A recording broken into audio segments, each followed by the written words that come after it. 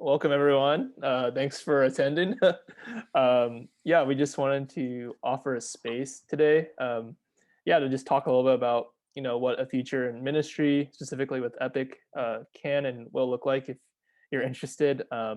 Yeah, I think we just wanted to give space for anyone who might even just be a little bit curious, or maybe even just thinking like, what are the next steps. I think I remember when I was in your shoes, senior year or even junior year.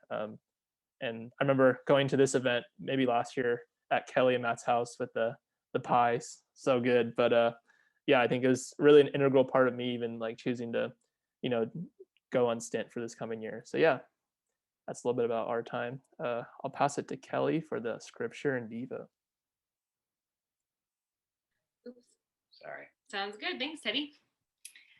So just like how Teddy kind of explained how he decided to go into ministry, something that was really impactful for me was I remember my discipler, she said, I want you to look in scripture and look at every single time that Jesus talks about being sent, or every time it talks about God's heart for the world, or every time it talks about reaching out to other people.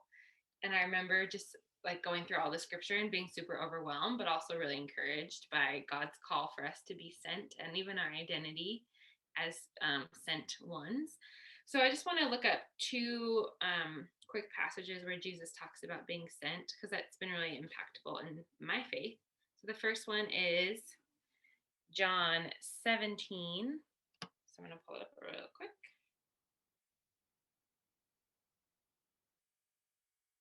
And this is Jesus' high priestly prayer. So even if you I'm not going to read the whole thing, but if you go over it, he's praying for believers then, but also us today, which I think is really powerful. But the part I want to focus in on is how about 14? It says, I have given them your word, and the world has hated them because they are not of this world, just as I am not of the world. I do not ask that you take them out of the world, but that you keep them from the evil one. They are not of the world, just as I am not of the world. Sanctify them in truth. Your word is truth. As you sent me into the world, so I have sent them into the world. And for their sake, I consecrate myself, that they also may be sanctified in truth. So that verse 18, as you sent me into the world, so I have sent them into the world. So as God sent Jesus to us, Jesus also sends us into the world to be a witness and to teach people about Jesus and the kingdom of God. So that's just like such a perfect reminder that we are sent ones as believers, and we have this call to go out into the world, and Jesus sends us. And then John 20 and verse 21, Jesus said to them again, peace be with you. As the Father has sent me, even so I am sending you. And basically the same thing, but reiterated. And so I just love that reminder. And I think for me, when I was graduating college, asking the Lord, like, God, what do you want to use my life for? I think a huge part was really looking into scripture and asking like what my gifts were, but also what his call was on my life. And being sent doesn't always mean joining staff or interning or going to the world, but it could mean that. And so that's something I want to encourage all of you who are watching to really consider, to take some time and to look at some of those verses like I did. What does it mean to be sent? What is God's heart for the world? How does he talk about sharing the gospel? And then asking like, Lord, what would you have me do? Where would you have me go? How would you send me in this next year of my life? And that could look different for each person. It will look different for each person, but the Lord wants to meet you in that process. And so that's my encouragement to you as even we just begin, just to acknowledge we are called to be sent, but everyone has a different kind of journey of what that looks like. And so we're excited to kind of walk alongside you as you might consider what being sent looks like through Epic. Sweet. Well, speaking of sent ones, I guess, and again, piggybacking off of we are sent ones just as followers of Christ, but sometimes the Lord does send us even through Epic, and so we wanted to highlight our history of who has served with Epic from SLO, alumni of Cal Poly SLO. And so this is fun. I really like looking at this list because it reminds us, sometimes as you're thinking about even doing ministry or interning or stinting or etc., it's nice to know that you're not alone and that there are other people who have gone before you who are also having similar desires. Sometimes you could feel like maybe you're the only one, or maybe you're crazy as you see some of your friends around you maybe pursuing other opportunities, but you feel like God's giving you, you know, a vision for ministry. And so I really love looking at this list because it hopefully shows you that you're not alone.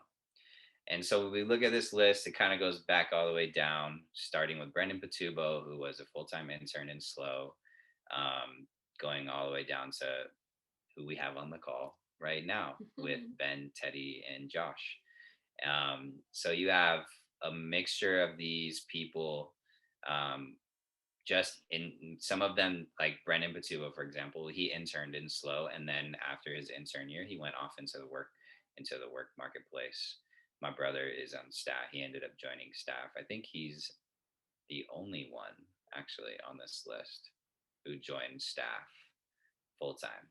Everyone else interned for 1, 2, even 3 years, and then they eventually went on into work in the marketplace. Those hyperlinks are funny. They're actually linked to their LinkedIns. So I just really want to make it clear. Like, I do that because I wanted to show that there's a myth, I think, that's out there of, oh, if I intern, then like my career is ruined, or I won't be able to get a job or something of that sort, which is just not true. People who have come and served with Epic as an intern, whether full time or part time, they have gone on and been able to find opportunities in the marketplace. And so it almost had served as like a gap year of sorts before they went on. So, anyways, fun to take a look at some of these names. I wonder if maybe you might even know some of them, but really fun to look at, and we're excited to be here. I guess 5 of us on this list are here. So it's a little bit about the history, and you'll see it says full-time intern, full-time staff, part-time. So there's different international internship. There's different language there, which are different opportunities. And Josh is going to talk a little bit now about what those opportunities are. Cool. Nice transition there. So there, yeah, opportunities with Epic Movement. There's actually a lot more than you might think. So I'll be here to kind of just name all of them. And in fact, actually, out of 5 of us, I believe 4 of us are all different positions. So that's interesting. So the first one is local internships. So for the local internships, you can choose whether to be part-time or full-time. Full-time means that you'll be working 40 hours a week. And for part-time, there are 2 levels. There's 15 hours and 25 hours. So you can choose between one or the other. And then you support raise according to however much you're working. And then the next one is called stint, short-term international missions, which means that you'll be serving overseas. And currently, the partnerships that we have are Southeast Asia and Japan, I'm assuming. And I think we're trying to expand on those, but don't quote me on that. But for stint, basically, you'll be serving a year overseas with a partner that we have in the respective countries. And yeah, you'll be working with a team from people from all over the country.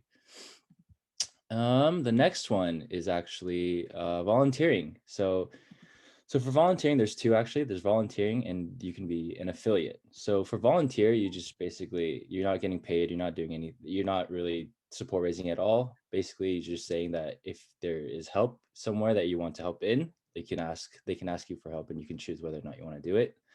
Then affiliate staff is actually, so basically you'll have an Epic Movement email and an account so that you can reimburse ministry expenses from funds that you raise. And also you'll be having a ministry role basically in your local team or wherever, and basically you'll be helping as like a leader or wherever you see fit, basically. There's actually something called operations as well. So for operations is you can serve, I think in the main headquarters in Florida or remote, whatever it is. But there's basically social media and communication, there's finance and accounting, video production, web development, graphic design, and conference and events. So you're not limited to just planning or being a part of a local team and just serving there. And then, yeah, for interning, you don't have to be a local intern. You can be an intern for wherever you want.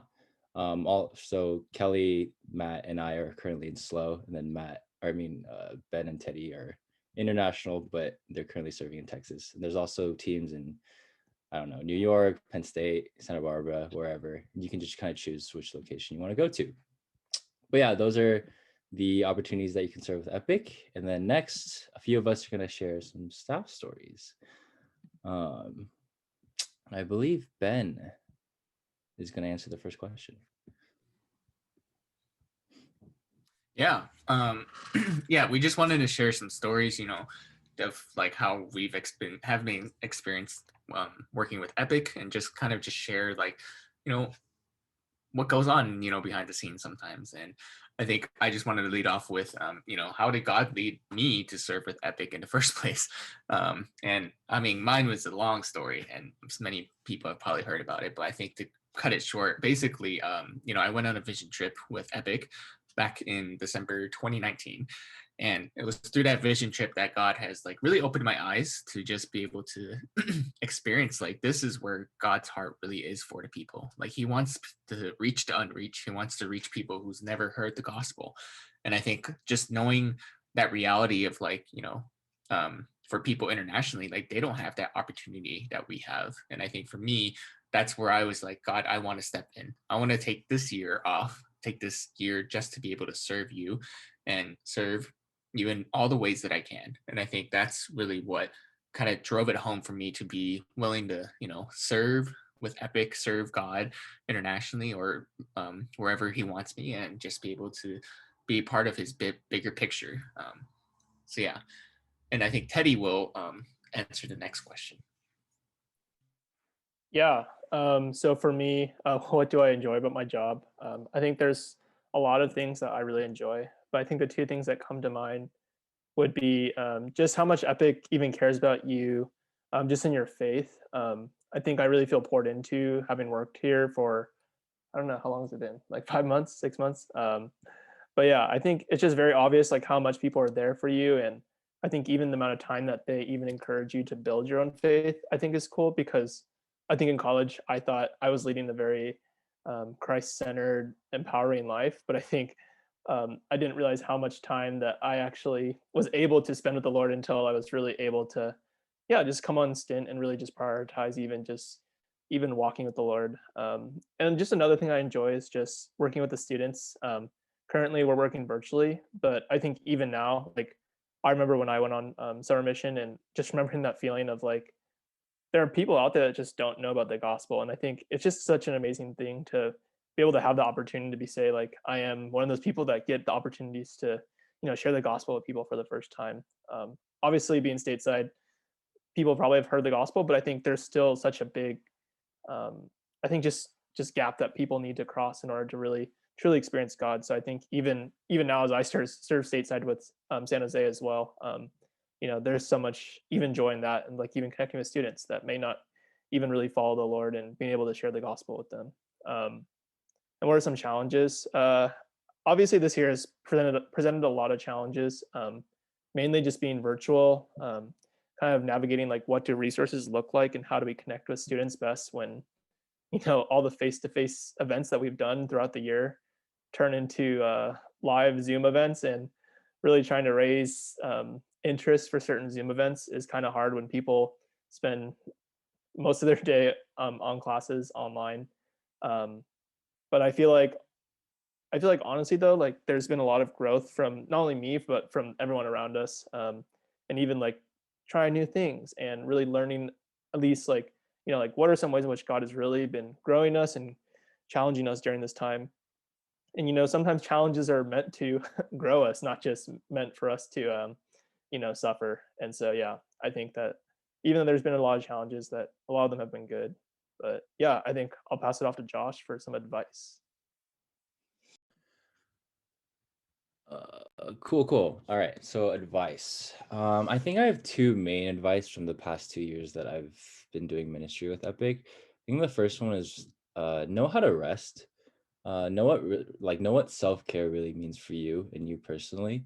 Just because I think for me, I didn't realize something that I needed to realize was that like even though this is a very personal job and you're supposed to meet with people, I'm not expected to meet with people 24/7. It's just no one can handle. No, I don't. I've never met anyone that can mentally, uh, just take on so many people's stories and whatever emotions that they're going through. And you really need to learn for yourself, like how much you need to rest and how much you need to recharge until you can talk to the next person. Like I know for me, 2 years ago, my first year, I remember one day, I just like impulsively hung out with 5 people in a row. I came back home, I just sat on the couch, and then I wasn't saying anything. Joe, my roommate, just looked at me and was like, dude, you're not okay. And I think to myself, I thought I was okay, but then really I was like, I'm actually very tired. I think that's when I kind of realized like I need more time to myself and I just kind of need to think. And then going off of that, I think something that could be really helpful is to learn how to both externally process and internally process. In this job, I think you're going to be talking to a lot of people. And in terms of that, you will be externally processing a lot of your emotions. So that might just help. Joe, you might just be doing that naturally.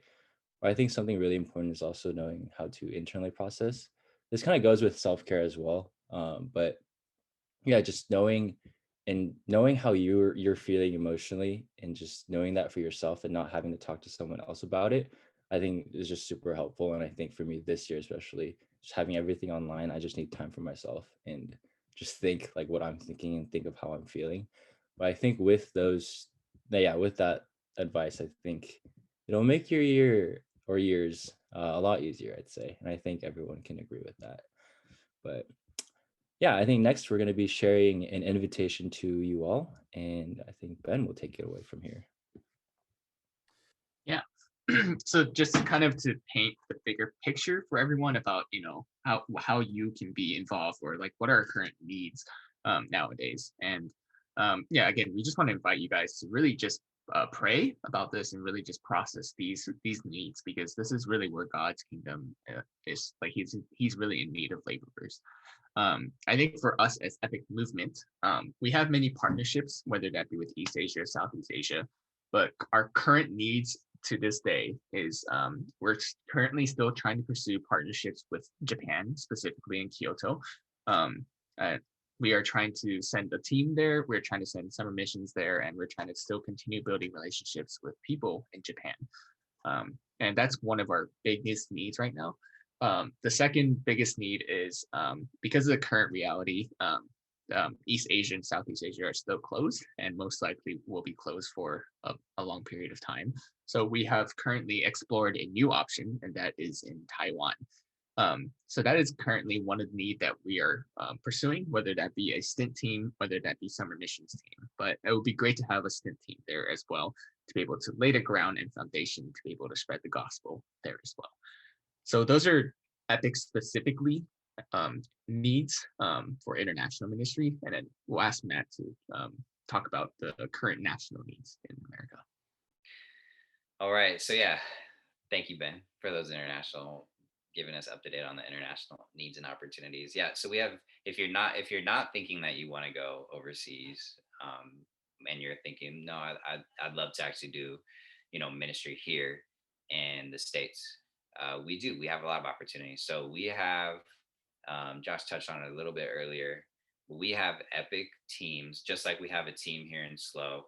There are teams across the U.S. And so, not necessarily in every state, but in a lot of major, how do I say, like urban cities or big populous cities. So, like down in LA, there's a big team there where my brother, like he serves there. There's teams in Texas. I think there's teams in Pennsylvania and New York. I think in DC. I'm probably blanking on some, but all that to say, if you are interested in, it's an open door to apply to be a part of any of those teams. Um, I'll highlight it. Yeah, and there's always names. All the teams are always welcoming new interns, whether part time or full time. Doors always open. When you apply, you put preferences of where you'd like to be, and then there will be a discussion that's had to figure out where you would actually get placed. To talk about some of our needs here in SLO specifically, if historically a lot of students from SLO who have wanted to work with Epic, historically they've either gone on stint or they've stayed in slow. That's just kind of how it's gone. So if you're wanting to stay in slow, we would love to have you. What our team is looking like next year is myself and most likely Josh like will be affiliate, and then Kelly will still be here as full-time staff with Crew Central Coast, serving specifically with Epic. But all that to say is we don't have any interns, whether full-time or part-time, for Epic Slow next year. So yeah, there we are definitely welcoming and would love to have you apply. Um, we trust the Lord. If there wasn't anyone, like it's okay. We have a great ministry of student leaders that the Lord will use, but it is always nice to have um, full-time or part-time interns serving in specifically with Epic Slow. So yeah, there are definitely local needs here in our city. Yeah, I think that's was that all I was gonna say? Were you gonna say something? Next. So All yeah, right. when you're considering if there's something that you would like to pursue, we just wanted to share a bit of the process. So there is a link if you go, well, there's a website link on that slideshow, but you'd basically go to the site on Epic. If you want it, we could link it somewhere below. But you basically start an application, and the application deadline is March 1st. There is some wiggle room if you're 100% certain you'd like to either it'd be an international intern or a local intern. But the deadline is March 1st, so it's coming up quick. And then will you go to the other page for me? Oh dear? yeah, sorry. And so then a part of the application is having a few references. So having an Epic staff do a reference for you, a roommate, a friend, a spiritual mentor. So those also need to be done by March 1st. So just getting that on your radar. And then once you submit your application, an Epic staff member will call you for an interview. They'll kind of walk you through the rest of that process. And then if you were to get accepted, there's a training that you would need to go to. And Ben is going to share a bit about the training since he just went through it.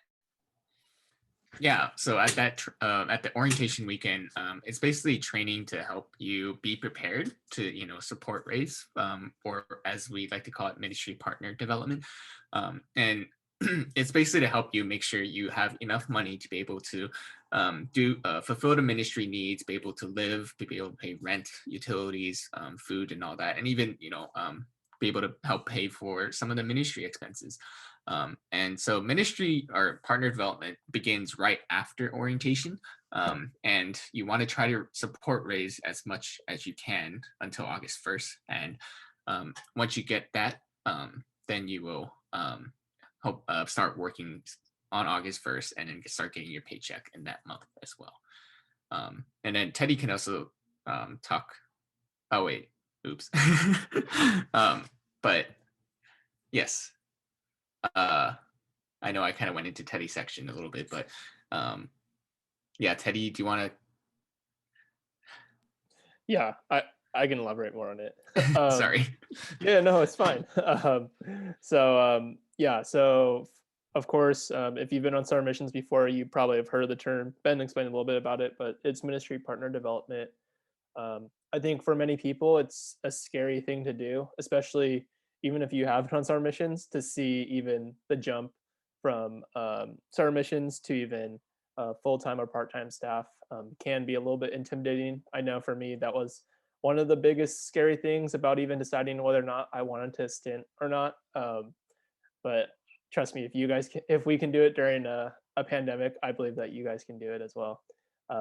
Yeah, I think the biggest thing about MPD is that you'll be equipped with some coaches, and they'll give you a lot of information on even how to go about the MPD process. Because honestly, even if you have done it before, it'll look a lot different when you're asking for support on a more like monthly basis. Because basically, you have like your support needs that you need for like your one time, and then you're gonna also be able to ask supporters for support on a monthly level to cover like the more month-to-month costs.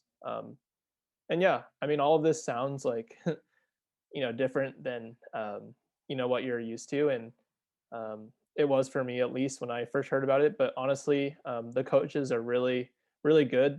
They're equipped with all the knowledge that you need, but also like even different strategies that you'll be able to undergo during your MPD process that will really just help you out. And yeah, at the end of the day, like no one's perfect, and you know um, everyone around you will be more than willing to like, you know, go about this stint process with you. It's not just something that you're doing on your own. Kind of, I remember when I was going through MPD, the biggest thing was that it's not just like me going overseas. It's like me and my team that I'm bringing along aside me that will, God willing, will allow us to go overseas and yeah, just be able to serve and even just be able to send out those prayer letters and just allow the team around me to, yeah, just to be able to experience ministry, even though they're not physically in the country that I would have been in. So yeah. Um, should we talk about ministry next?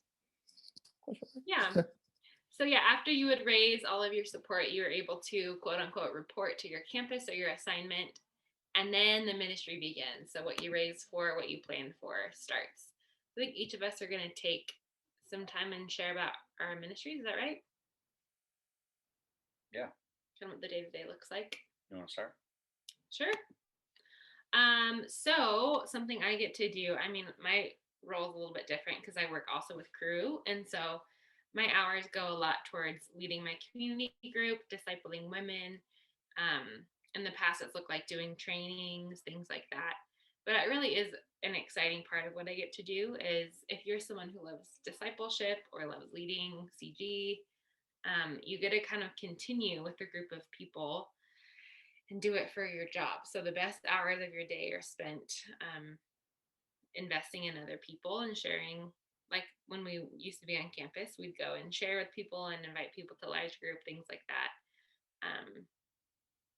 But yeah, that's a huge thing that is a blessing for me to be able to do is all the things that I love and do it for my job. That's all I'll share though. Yeah. I'll share, I'll maybe do it different. So I've been serving with in ministry for 7 years. And I'll say this, like it's even keeps it fresh. Like I feel like I've done so many different types of things over the 7 years, and had a chance to experiment and yeah, just try new things. So how do I say? Gosh, I'll talk about the things that maybe you don't really think about. Like, yes, there's leading a Bible study. Yes, there's the discipleship and mentorship of students, but there's also a lot of creative things that I've actually been a part of. So I've gotten a chance to be a part of even like launching and managing like social media accounts from, launching an Instagram, Facebook to even like a YouTube channel. Like I've done scripting of even videos and writing scripts and doing voiceovers and storyboarding and doing trainings that are used across different ministry teams, which is fun. So it's kind of like even innovation and creating resources is good time. Also mention this: we do a lot of trainings even as we have different student leaders that come through. They apply to be student leaders and then they come into their roles. We do a lot of training. I almost consider it like volunteer orientation or like volunteer training. Like we're teaching them how to lead Bible studies, how to do discipleship, how to lead a ministry team, come up with a budget if they're going to be, doing an event or recruiting or marketing for an event that's coming up. And so there's a lot of even those types of things that happen even from on a day to day, depending upon what things get you excited. So yeah, I'll toss that in there as some things you might not think about, but are a part of ministry. Let's go. How about we go Josh, Ben, Teddy? Go that order. Yeah, works for me. Cool. Yeah, so for me as part-time, I'm working around like 2 to 4 hours a day, I guess, like having meetings, meeting up with students here and there. Yeah, although they're all I guess like most of it like are having like meetings and planning things for the week with Epic. Like what Kelly was saying, like these are times to be intentional with like students, right? I think that's just what makes it so much for me. Like I get to see them grow, I get to see them plan things and see how their minds work in ministry and how they want to serve God and how they want to see how other people grow and serve God as well. I'll kind of talk about something different as well too. I think for me personally, my ministry online has looked a lot through like contacting people that have come out through Epic, but they kind of left throughout these years, and then just kind of reconnecting with them. I think I have something that I realized is like COVID actually has helped just create easy conversations. Like you can literally just go to someone and be like, hey, how are you during COVID? Especially if you haven't talked to them for a long time. It's just so easy. And I think I found that to be like really my ministry for this year, like having everything be online and not being able to meet in person. But so like including with the meetings that I have weekly, I usually call someone or text someone to just hang out or whatnot throughout the week. And I don't know, it's just been good reconnecting with people, seeing how they're doing, seeing if they want to come back to Epic or what their plans are in the future. So that's just been really encouraging for me. Just because I feel like God gave this opportunity for me to do ministry in this sense. So, and it's like pretty special to do that as well. But yeah, that's what it's like been for me. Yeah, I think I think I could talk a little bit about what it should look like stint, and then also about what it has actually been look like right now. So usually on stint, usually you would be meeting up with students. You'd be, talking about the gospel with them. You'd be evangelizing, whether that be at student university campuses, in their cafeterias, or even at local coffee shops, and just simply sharing the gospel. And sometimes you might even pick up disciplees. So you would disciple them to help them like just grow in faith, be able to be a part of that. And I think also part of it is also like ministry is even being with a team. I think for stinters, like sometimes a lot of us forget about that, like we're here as a team. And I think pouring into one another, growing as brothers and sisters in Christ as well, is something that's even part of the ministry. And I think that's something that's great and beautiful to even have, because not many people have the opportunity to like live with teammates and all that.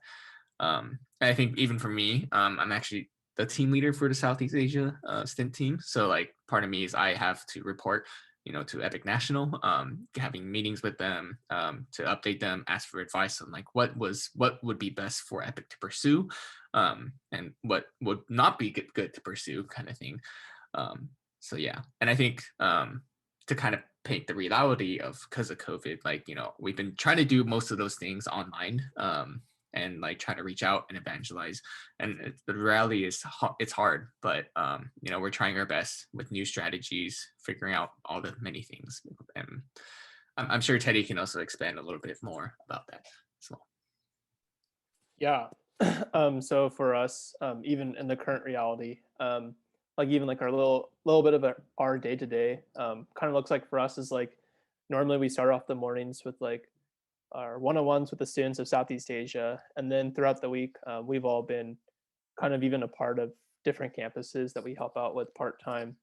Obviously, our year is, I think, probably a one of a kind year. Like I don't think that anyone else that will go on stint will ever have to do what we did, because yeah, it's just such a once in a lifetime thing. But I think honestly though, like one thing or like one encouragement that I've even gotten from my time is like I think even piggybacking off what Josh said about how COVID's been like kind of like a blessing in disguise. I think one thing that COVID's kind of taught me is to even slow down. One thing that I was really bad at, not gonna lie, in college was even pouring into yourself. It's easy to pour into yourself through community, through um, CGs and Bible studies, and maybe reading the Bible. But obviously, with the busyness of school, it is tough. But something that I've really found helpful, if you ever get a chance to read this book, it's The Ruthless Elimination of Hurry by John Mark Comer. It's a really good book, and I would really recommend you'd read it. But it's honestly just taught me just to slow down and even just care for yourself more. I know Josh kind of talked about this a little bit, but I would also disagree that, or I would also agree that, yeah, like honestly, like a lot of times you'll tell yourself you're okay, but it takes maybe even someone else or even just kind of just slowing down your life a little bit to just see even just the chaos that's around you. And so that's something that I really appreciate about even my life is like, or my life during stint right now is like I have the time and the opportunities to read, Christian books and pour into myself and really, you know, grow closer to whether it's my teammates or catch back up with student or friends from back at home, or even just like with the students that I'm connecting with on a day-to-day basis. So yeah. More than anything, we just want to encourage you to take some time and really pray and consider what God would have you do. And if it's to join us, we'd love that. And if it's not, we totally support that too. But we want to, we want to be a resource for you all. So we would normally do a Q&A, but you guys know us, you know where we are, where to find us. Please reach out and ask questions if you're wondering about something, if you want to get a one-on-one with us, we'd love to just explain more of the process. So we want to give that as an opportunity for you guys.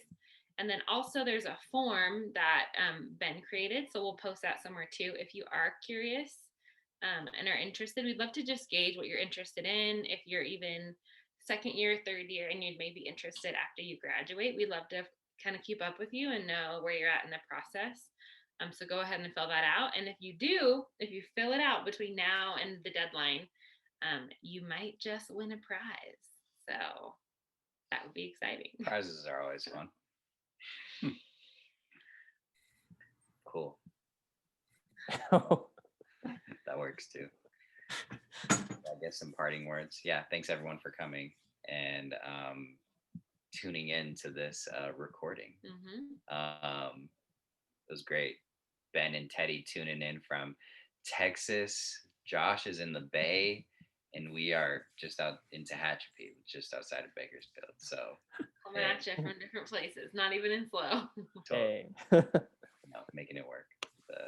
The COVID adjustments that we've made. It's true. All right. Well, any final parting words? Anyone want to say last words? If you apply, I'll send you a meme of Teddy. Only if they apply, though, right? Only if you apply. Perfect. All right. All right. Thanks, everyone. Thanks, everyone. Hopefully, we'll see you soon.